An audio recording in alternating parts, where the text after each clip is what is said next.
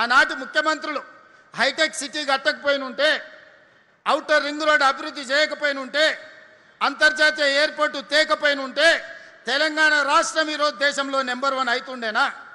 ఆనాటి ముఖ్యమంత్రులు దూరదృష్టితోని ప్రధానమంత్రి పివి నరసింహారావు గారు, మన్మోహన్ సింగ్ గారు మన రాష్ట్రానికి, హైదరాబాద్ నగరానికి నిధులు ఇవ్వడమే కాకుండా అనుమతులు ఇవ్వడంతో ఈరోజు మనం ప్రపంచంతో పోటీ పడుతున్నాం.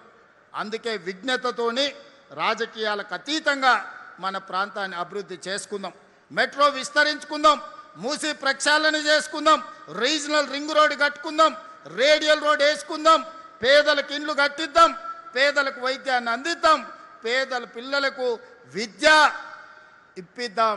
తద్వారా ఈ తెలంగాణ అభివృద్ధి చెందిన తెలంగాణగా మారుతుంది. ఆనాడు వాళ్ళు విధ్వంసం చేస్తే ఈనాడు తెలంగాణను వికాసం వైపు నడిపించడానికి మన ప్రభుత్వం పనిచేస్తుంది. నిండు మనసుతోని మీరు ఆశీర్వదించండి. రాబోయే 24 నెలలు నిరంతరం రోజుకు 18 గంటలు పనిచేసి అభివృద్ధి చేసే బాధ్యత మాది. ఆఖరి 6 నెలలు ఎన్నికల కోసం, రాజకీయాల కోసం వస్తాం. ఆనాడు ఈ ప్రాంతంలో జరిగిన అభివృద్ధి, షేర్లింగంపల్లి 5-6 అసెంబ్లీలు అయితే రాబోయే రోజుల్లో వేదిక మీద ఉన్న మిత్రులందరికీ టికెట్లు ఇచ్చే బాధ్యత నాది.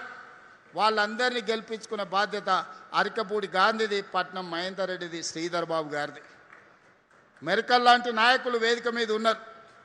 వాళ్ళందరికీ ఎమ్మెల్యేలై సేవ చేయాలన్న ఆలోచన ఉంది. రేపు షేర్లింగంపల్లి, కుక్కట్పల్లి, కుత్బుల్లాపూర్లోనే ఈ 3 కనీసం 10 నియోజకవర్గాలు అవుతాయి. సీట్లు పెరుగుతాయి.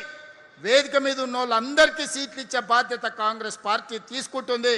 ఎవరు టికెట్ రాదని ఆందోళన చెందకండి, ప్రజలల్లో ఉండండి, బస్తీ బాట పట్టండి. పేదల అభివృద్ధి కోసం, పేదల సంక్షేమం కోసం, మీ ప్రాంత నిధుల కోసం పనిచేయండి. మీ బీఫామ్ మీకు ఇంటికి తెచ్చిచ్చే బాధ్యత మీ సోదరుడిగా నేను తీసుకుంటాను తెలియజేస్తూ మీ అందరి దగ్గర సెలవు తీసుకుంటున్నా. ధన్యవాదాలు మిత్రులారా.